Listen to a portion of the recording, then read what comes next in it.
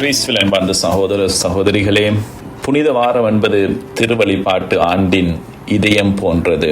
இந்த குருத்து ஞாயிறை இயேசு ஆண்டவருடைய வெற்றியின் பிரவேசம், The Triumphal Entry of Jesus என்று அழைக்கப்படுகின்றது. இவ்வாறு அழைக்கப்படுவதற்கான காரணம், இது ஒரு சாதாரண நுழைவு அல்லது சாதாரண பயணம் அல்ல. அது ஒரு மெசியாவின், மீட்பரின் வருகையை உலகிற்கு அறிவிக்கின்ற அரசு முறை பிரகடனமாகும்.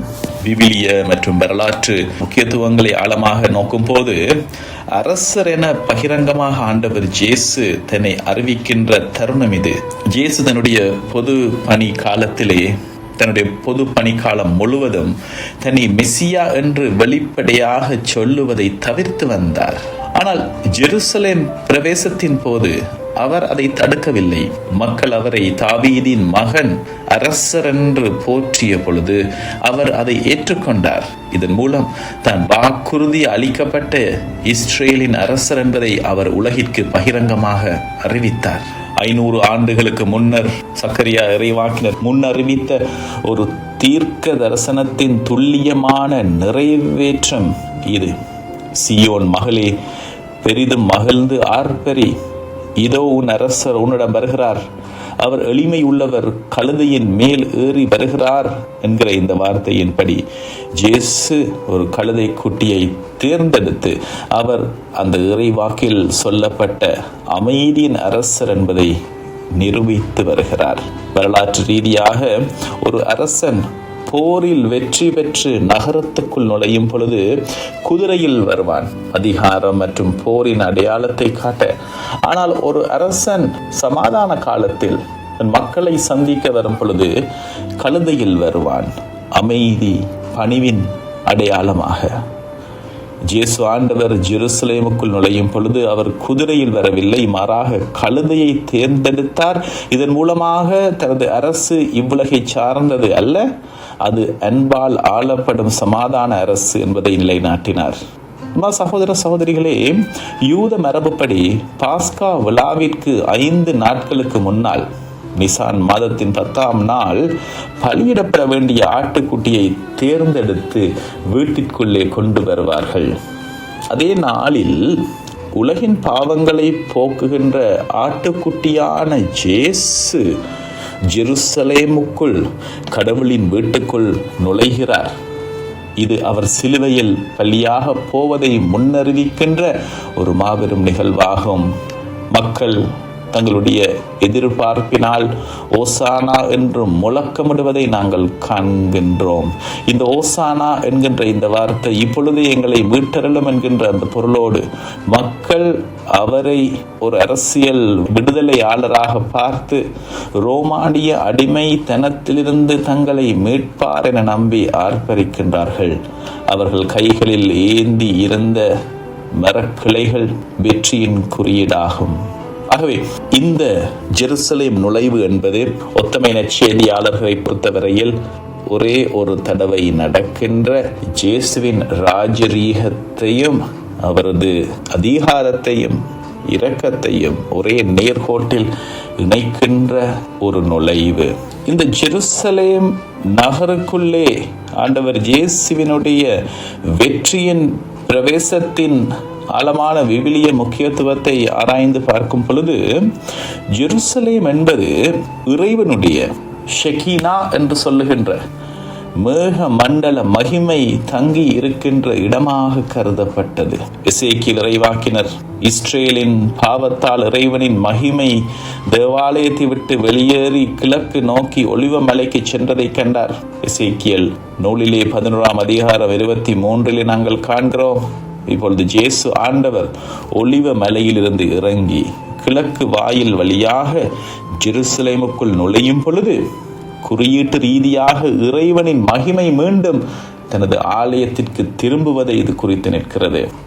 ஜெருசலேம் என்பது மொரியா மலை அமைந்த இடம். அங்கேதான் ஆபிரகாம் ஈசாக்கை பலியிட முன் வந்தார். ஜெருசலேமுக்குள் நுழைவதன் மூலம் அதே மலை தொடரில் உலகிற்காக பலியாக போகும் உண்மையான ஆட்டுக்குட்டி நானே என்று இயேசு உறுதிப்படுத்துகின்றார். அன்பார்ந்தவர்களே, ஆண்டவர் இயேசு ஏன் ஜெருசலேமுக்கு செல்ல வேண்டி இருந்தது, அல்லது ஜெருசலேம் ஏன் முக்கியத்துவம் பெற்றது என்று சொல்லி நாங்கள் சற்று ஆராய்ந்து பார்க்க வேண்டும். இயேசு கிறிஸ்து ஜெருசலேமுக்குள் நுழைந்தது தற்செயலாக நடந்த ஒன்று அல்ல. அது ஒட்டுமொத்த விவிலிய வரலாற்றையும் ஒன்றிணைக்கின்ற தெய்வீக திட்டம். அவர் ஏன் ஜெருசலேமுக்கு செல்ல வேண்டி இருந்தது என்பதற்கான காரணங்களை நாங்கள் பார்க்கும் பொழுது, பாஸ்கா ஆட்டுக்குட்டியாக பலியிடப்பட இருந்த ஆண்டவர் இயேசு அந்த ஆட்டுக்குட்டியை தெரிவு செய்கின்ற நாளான அன்று அவர் ஜெருசலேமுக்குள்ளே நுழைகின்றார். ஜெருசலேம் என்பது பழைய உடன்படிக்கையின் தலம். அங்கே இருந்த தேவாலயம் மனிதனுக்கும் கடவுளுக்கும் இடையிலான ஒரு பாலமாக இருந்தது. இயேசு ஜெருசலேமுக்குள் நுழைந்து தேவாலயத்தை தூய்மைப்படுத்தியதும் பின்னர் சிலுவையில் பலியானதும் பழைய பலி முறைகளை முடிவிற்கு கொண்டு வந்தது. அவருடைய மரணத்தின் போது தேவாலயத்தின் திரைச்சீலை இரண்டாக கிழிகிறது. கடவுளுக்கும் மனிதனுக்கும் இடையேயான நேரடி தொடர்பை புதிய உடன்படிக்கை ஏற்படுத்தி தருகிறது. மனித குல மீட்புக்காக மிக உயர்ந்த பலி ஜெருசலேமிலே அந்த பாஸ்கா விழாவின் பொழுது நிகழ்த்தப்பட வேண்டி இருந்தது என்பது இறை திட்டம். பழைய ஏற்பாட்டிலே எகிப்திலிருந்து இஸ்ரேல் மக்கள் விடுதலை ஆனதை பாஸ்கா விழா குறித்திருந்தது. புதிய ஏற்பாட்டிலே பாவத்தின் அடிமைத்தனத்திலிருந்து மனித குலம் விடுதலை ஆவதை இயேசுவின் பாஸ்கா சிலுவை பலை இயேசுவினுடைய இரத்தம் குறித்து நிற்கிறது. இது ஜெருசலேம் என்பது புதிய உடன்படிக்கையின் தொடக்கமானது. ஆண்டவர் இயேசுவினுடைய சிலுவை பலி, அவருடைய உயிர்ப்பு மற்றும் தூய ஆவியாருடைய அருள் பொழிவு நடைபெறுகிற இடம் இந்த ஜெருசலேம். மீட்பு என்பது சிலுவை சாவோடு முடிந்து விடவில்லை. அது உயிர்ப்பிலும் புது வாழ்விலும் மலர வேண்டும். ஜெருசலேமிலே அவர் இறந்தால்தான் அதே இடத்தில் அவர் உயிர்த்தெழுந்து மரணத்தை வெல்ல முடியும். ஜெருசலேமில் இருந்தே தூய ஆவியார் பொழியப்பட்டு புதிய உடன்படிக்கையின் தொடக்கமாக அங்கிருந்தே நற்செய்தி உலகம் முழுவதும் பரவ வேண்டும் என்பது இறைவனுடைய திட்டம். ஆகவே புதிய வாழ்வின் தொடக்கமாக தூய ஆவியாருடைய வருகை திருச்சபையின் பிறப்பாக கருதப்படுகின்றது. ஆகவே இன்றைய நாளிலே நாங்கள் குருத்தோலைகளை ஆசீர்வதிப்பதற்கு முன்னர் வாசிக்கின்ற இந்த மத்தேயு நற்செய்தி இத்தனை அர்த்தங்களை கொண்ட ஒரு ஆழமான ஒரு பகுதி. இறுதி வசனங்கள், அவர் ஜெருசலேமுக்குள் சென்ற பொழுது நகரம் முழுவதும் பரபரப்படைய இவர் யார் என்னும் கேள்வி எழுந்தது. என்பவர்களே, இந்த கேள்வி வெறும் ஒரு வரலாற்று வினாவல்ல, இது ஒரு இறையியல் கேள்வி. புனித வாரம் முழுவதும் இந்த கேள்வி எதிரொலித்துக் கொண்டே இருக்கும். இறுதியில் சிலுவையில் இதற்கான விடை ஒரு மாபெரும் பிரகடனமாக, விசுவாச அறிக்கையாக அறிவிக்கப்படும். இந்த மத்தேயு நற்செய்தியில் நாங்கள் காணக்கூடிய நகரம் முழுவதும் பரபரப்படைந்தது, அதிர்ந்தது என்று 21ஆம் அதிகாரம் 10 நாங்கள் காண்கிறோம். நிலநடுக்கத்திற்கு பயன்படுத்தப்படுகின்ற செய்ஸ்மிக் என்ற வார்த்தை வந்துள்ளது. ஆக ஜெருசலேமுக்குள்ளே இயேசு ஆண்டவருடைய வருகை வெறும் ஆச்சரியப்படுத்துகின்ற ஒரு ஆரவாரத்தை உண்டாக்குகின்ற அனுபவம் அல்ல, மாறாக அதன் அஸ்திவாரத்தையே உலுக்குகின்ற விதமாக இறைவனுடைய பிரசன்னம் ஜெருசலேம் மலையை தேடி வந்த பொழுது அந்த மலை அதிர்ந்ததோ அதே விதமான அதிர்வு, நடுக்கம் இந்த வேளையும் உருவாகிறது. இந்த நடுக்கத்திலிருந்து எழுகிற இந்த கேள்வி, இவர் யார் என்கின்ற அந்த கேள்வி. புனித வாரத்தின் ஒவ்வொரு முக்கிய கட்டத்திலும் இந்த கேள்வி பல்வேறு வடிவங்களிலே கேட்கப்படுவதை நாங்கள் காண்போம். தலைமை குருக்கள், எந்த அதிகாரத்தால் நீர் இவற்றை செய்கிறீர் என்று மத்தேயு 21:23 அதாவது நீ யார் என்று கேட்பார். பிலாத்துவிடம், நீ யூதர்களின் அரசனா என்று மத்தேயு 27:11 உன்னுடைய அடையாளம் என்ன என்று கேட்பான். கெத்சமனியிலே இயேசுவை கைது செய்ய வந்தவர்கள் தேடுவது யாரை என்று யோவான் 18:4-7 வரை நாங்கள் காண்போம். ஆக இவர் யார் என்கின்ற அந்த கேள்வி தொடர்ந்து வந்து கொண்டிருக்கிற ஒரு கேள்வி. நூற்றுவ தலைவன் கூறுகின்ற உண்மையாகவே இவர் இறைமகன் என்று மத்தேயு 27:54 காணக்கூடிய இந்த பதில், இந்த கேள்விகளுக்கு முழுமையான இறுதி பதில். மத்தேயு தனது நற்செய்தியின் முதல் அதிகாரத்திலேயே இயேசு யார் என்பதற்கான விடையை விதைத்து விடுகிறார். அது சிலுவையில் இரத்தத்தால் உறுதிப்படுத்தப்படுகிறது. மத்தேயு நற்செய்தியின் முதலாவது வார்த்தையிலே, மத்தேயு 1:1 நாங்கள் காண்கிறோம், தாவீதின் மகனும் ஆபிரகாமின் மகனுமாகிய இயேசு கிறிஸ்துவின் மரபு வழிபட்டியல் என்று தொடங்குகிறார். அவரை ஒரு அரசர் என்று, தாவீதின் வாரிசு என்று நிறுவுகிறார்.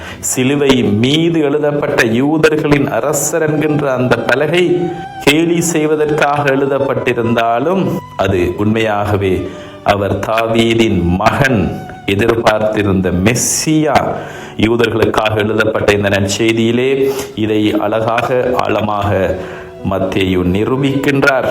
இம்மானுவேல் என்று மத்தேயு 1:23 இவர் அடையாளம் காணப்படுகின்றார். கன்னி கருவுற்று ஒரு மகனை பெறுவார், அவருக்கு இம்மானுவேல் என்று பெயரிடுவர் என்று.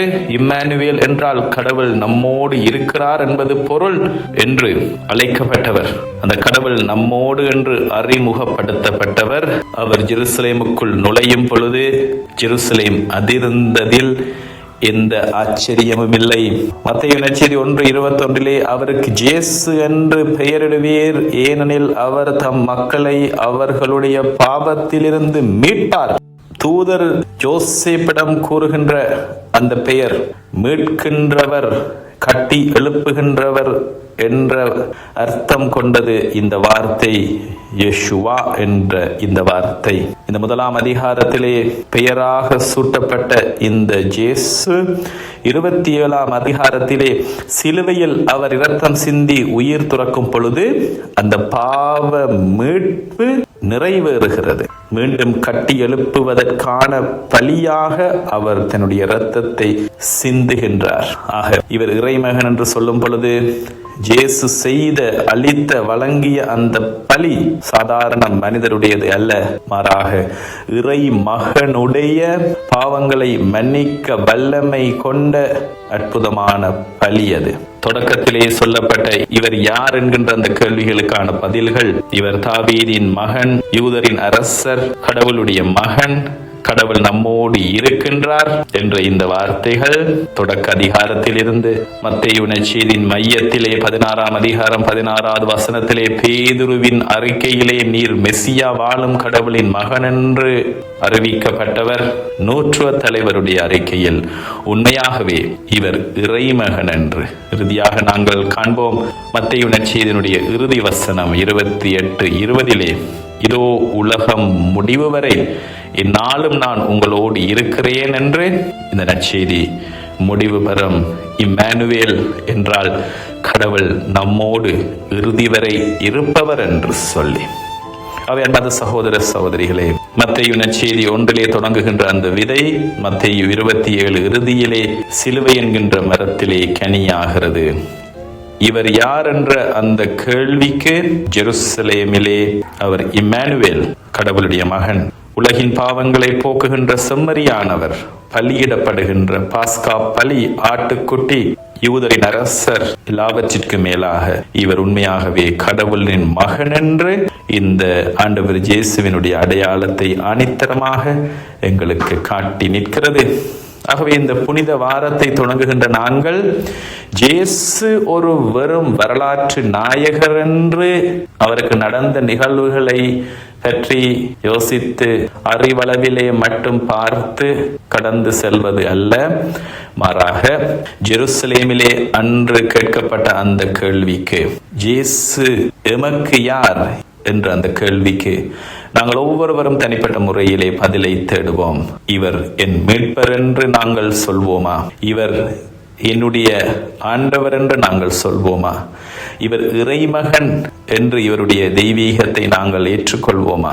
இவர் எனக்கு மீட்பராக, வாழ்வு தருகின்ற என் அரசராக, என்னை ஆளுகின்ற கடவுளாக இருக்கிறார் என்று சொல்லி நான் என்னை அவருக்கு அர்ப்பணிப்பேனா என்கின்ற இந்த கேள்விகளோடு இந்த புனித வாரத்துக்குள்ளே நாங்கள் நுழைவோம்.